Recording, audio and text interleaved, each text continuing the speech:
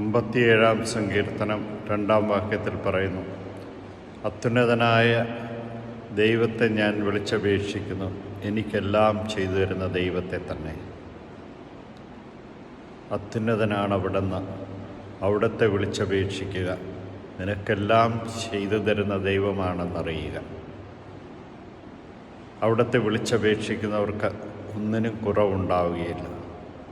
അവിടുന്നാണ് സർവ്വതും സൃഷ്ടിച്ചത്, സർവ്വത്തെയും നിയന്ത്രിക്കുന്നത്, സർവ്വത്തെയും നയിക്കുന്നത്.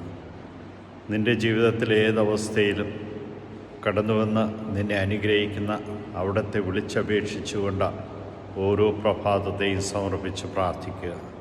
ദൈവത്തിൻ്റെ കൃപയും അനുഗ്രഹവും നിൻ്റെ മേൽ ചൊരിയപ്പെടും. നിന്നെ അവിടുന്ന് ശക്തിപ്പെടുത്തി അനുഗ്രഹിക്കും. അത്യുന്നതനായ ദൈവമേ, നിൻ്റെ തിരുമുമ്പിൽ എന്നെ സമർപ്പിക്കുന്നു. നിത്യം പിതാവും പുത്രനും